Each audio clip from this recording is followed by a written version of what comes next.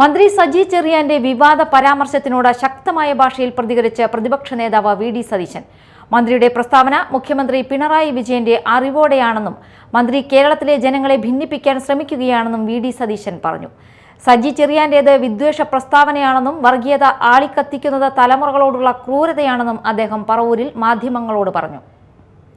ആദ്യം CPM നേതാവായ A.K. ബാലൻ്റെ പ്രസ്താവന, രണ്ടാമതിപ്പോൾ മന്ത്രി സജി ചെറിയാൻ്റെ പ്രസ്താവന എത്ര ആപൽക്കരവും അപകടകരവുമായ വർഗീയ വിദ്വേഷമുണ്ടാക്കുന്നതിനുള്ള പ്രസ്താവനയാണ് ഭരണഘടനാ പ്രകാരം സത്യപ്രതിജ്ഞ ചെയ്ത് അധികാരത്തിലേറിയ ഒരു മന്ത്രി ചെയ്തിരിക്കുന്നത്. എന്താണ് ഇതിൻ്റെ ഉദ്ദേശം?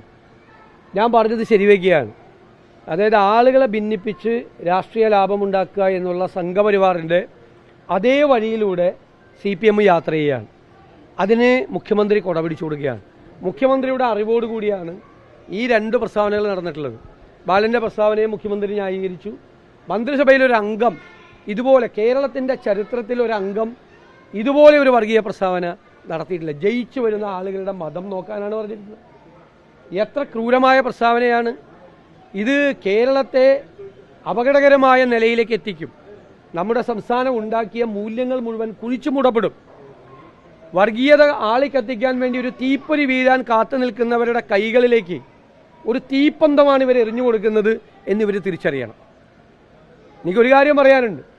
പിണറായി വിജയനും വി.ഡി. സതീശനുമൊക്കെ കുറേ നാൾ കഴിയുമ്പോൾ രാഷ്ട്രീയത്തിൽ ഇല്ലാതാവും, കുറേ കഴിയുമ്പോൾ ഓർമ്മ മാത്രമാവും.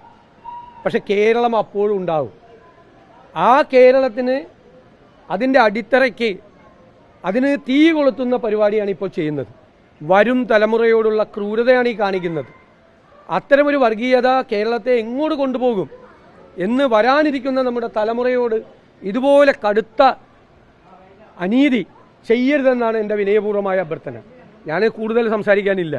കാരണം ഇത് വളരെ വേദനിപ്പിക്കുന്ന, നമ്മളെയെല്ലാം വിഷമിപ്പിക്കുന്ന പ്രസ്താവനകളാണ് ഉത്തരവാദികളായ ആളുകളുടെ ഭാഗത്തു നിന്നുണ്ടാകുന്നത്. ഇപ്പം എന്താണ് ഇവരും സംഘപരിവാറും തമ്മിലുള്ള വ്യത്യാസം? ഭരണകൂടത്തിൽ ഇരുന്നു കൊണ്ട് മന്ത്രിമാരുൾപ്പെടെയുള്ള ആളുകൾ ഇത് ചെയ്താൽ കേരളം എവിടെ എത്തിച്ചേരും എന്ന് തിരിച്ചറിയണം. ഇതാണ് എനിക്ക് പറയാനുള്ളത്.